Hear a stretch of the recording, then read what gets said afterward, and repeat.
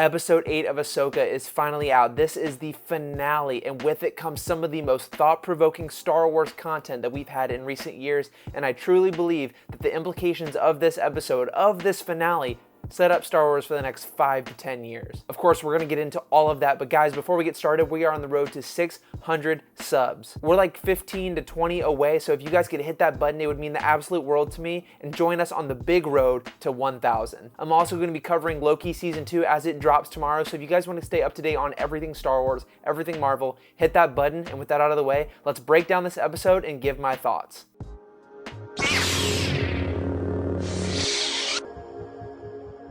This episode actually starts with Grand Admiral Thrawn allowing Morgan Elsbeth to be powered up by the Dathomirian Night Mothers. She's basically becoming a Night Sister at this point, and she receives the blade of Mother Talzin. Mother Talzin actually used this blade to fight Mace Windu in the Clone Wars, and I thought this was such an amazing power-up. I love how they evolved her character from someone we saw in Mandalorian Season 2 to this actual Night Sister. Thrawn talks about how he underestimated the rebels one time, and he's never going to let that happen again, so using Morgan Elsbeth to fight off these rebels is super important to him, and of course having her by his side will allow for a swift victory. This episode is titled The Jedi, the Witch, and the Warlord, and I absolutely love this title. After the title card, we catch up with Huyang and Ezra is currently building again another lightsaber. He's searching for a part similar to Kanan Jarrus's, his master's lightsaber, and Huyang tells him that he made a copy. He made multiple parts of Kanan's lightsaber and actually finds the piece, so now Ezra has a piece of Kanan's saber. This was super cool, especially seeing Huyang adapt and sort of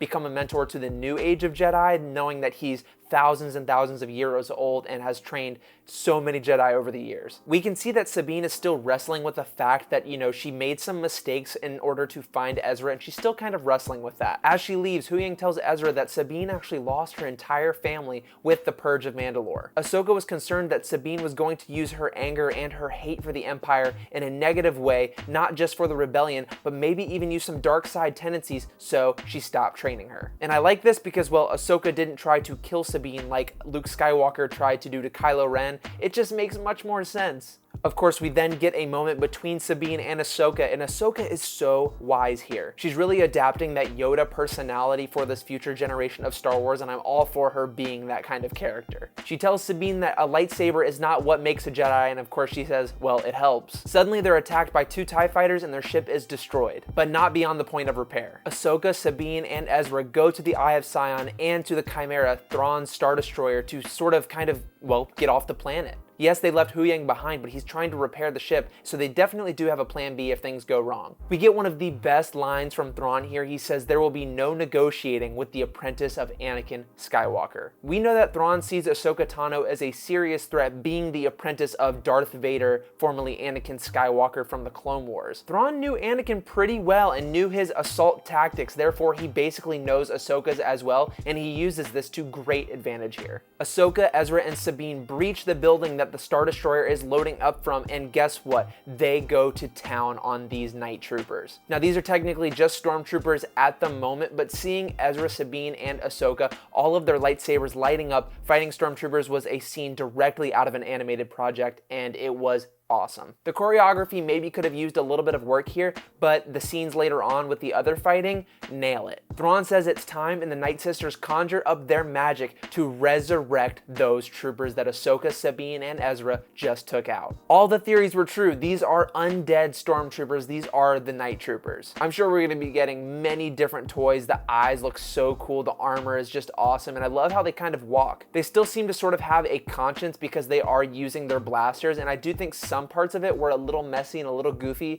but it was just fun and a good time nonetheless, so I can look past that. Again, this feels like an animated project just come to life. I enjoyed watching this so much, and it was just good fun. Thrawn realizes that they're going to need a little bit more time to escape from these people, so he tells Morgan Elsbeth that she needs to stay behind to take out Ahsoka. Morgan Elsbeth obliges and says, for Dathomir. We then get an amazing fight between Ahsoka and Morgan Elsbeth, and this was the best fight almost in the series by far. The combat was fast, it was snappy, and Ahsoka actually gets one of her lightsabers cut in half. Meanwhile, Ezra and Sabine are trying to get on the ship when two giant night troopers stop them. In a life or death situation, Sabine is being force choked by one of these troopers and has to channel her force energy, finally grasping her abilities to use the force to summon her lightsaber, just like Luke Skywalker did in Empire Strikes Back. I think Sabine using the force is a great thing. There are hints that she has some very, very important heritage to her Mandalorian ancestors, such as maybe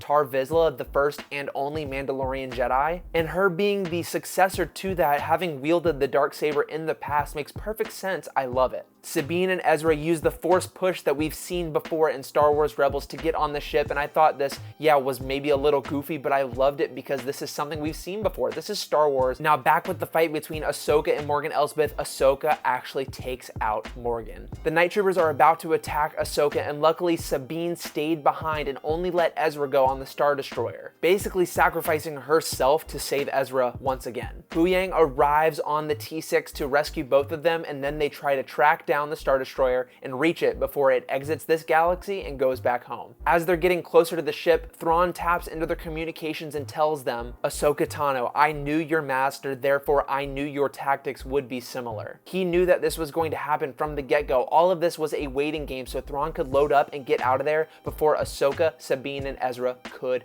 come to the rescue. Thrawn also subtly hints a little bit of dark side here with Ahsoka because he says he wonders if the same feelings that were inside of Anakin when he turned to Darth Vader are inside of Ahsoka, wondering how similar they might become. The Star Destroyer blasts off in the Eye of Sion through hyperspace, leaving the T6 with Ahsoka, Huyang, and Sabine stranded. Now we have to remember Ezra is actually on board this Star Destroyer, and he took out a Night Trooper using his armor to escape. Again, similar to A New Hope when Luke and Han used the Stormtrooper armor to get into the Death Star. We finally then catch up with Shin, and before this I was wondering, where is Baylan? Where is Shin? We haven't seen them all episode. We here get a little bit of an answer to that. Shin stumbles upon all of the nomads living on the land and raises her lightsaber, hoping to maybe rule them and sort of lead them into battle against Ahsoka. And that's all we really get of Shin here. This was a very, very setup-y finale, and even crazier things happen next. We finally catch up with Baylan, and he's standing on a giant rock sculpture in the shape of a hand. When it pans out, we find out that this is a statue of the father of Mortis, an actual god statue, and who is right next to this statue?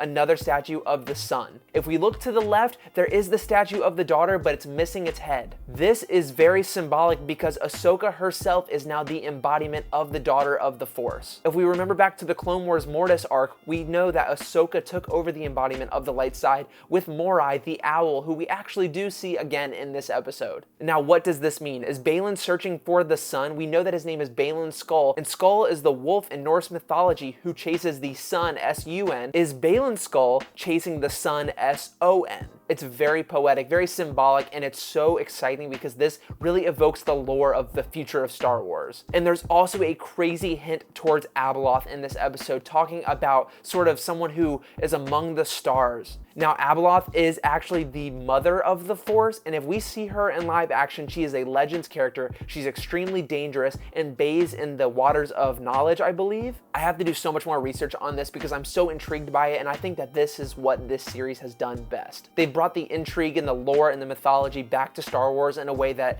I really haven't seen in a long time. Of course, Thrawn and the Night Mothers escape back to our main galaxy, and they arrive on the homeworld of the Night Mothers, Dathomir. We've only seen Dathomir in the animated series and in the Jedi Survivor and Fallen Order games, so to see it in live action is going to be incredible. Just give me a season 2. Thrawn seems to have all of these Night Troopers in these caskets, and he's assumingly going to be taking them to the New Republic and taking them out. We then get a wonderful reunion with Ezra Bridger and Hera, and this kind of, brought a tear to my eye. It's been like 10 years since they've seen each other, and having Chopper and Ezra united is just something that was so wholesome. And if you haven't watched Rebels, I say this every video, go watch it. Because if you've seen Ahsoka and go back and watch Rebels, your experience is just going to be so much more enriched. Back on Peridia, Ahsoka and Sabine are looking out at the stars, somewhat really foreshadowing the force of Abeloth and the gods of Mortis. And Sabine says she feels something. Is this a light side feeling? Is this a dark side feeling? We don't know yet. However, Ahsoka feels it too, and as we get the final shot of this show, we pan out and see the ghost of the Chosen One, Anakin Skywalker. In his brown robes, he is taking over the father figure of the Force, in my opinion. He's not in the white robes, he's not in the black robes, he is in the brown ones, meaning maybe he's sort of balanced out. He is the embodiment of the father. And this is definitely a huge tease because, well, I hope and I pray that we get season 2, having Anakin and Ahsoka reconnect through the Force. It's just, this show has been just a dream come true, and I am so excited to learn more about the new mythology that's been set up. Everything has been great. There are, of course, a little bit of nitpicks. Of course, this series is not perfect, but man, is it good. I give Ahsoka a 9.5 out of 10 overall for the entire series. I'm going to be rewatching this so many times because, well, it's just so rewatchable. There's so much action, there's so much lore, there's so many character moments that are just iconic, and it really gets me excited for the future of Star Wars. I think this is the best place Star Wars has been in a long time. Guys, in the comments, leave your thoughts on Ahsoka's finale. What did you like about it? Did you like it? Give me your theories to where you think this is going to go in the future, because honestly, this opens more doors than it closes. Again, hit that subscribe button and join us on the road to 600 subs, and then of course on the road to 1,000. I can't even believe it. You guys are incredible and insane. Thank you for watching this video, and I will see you very soon.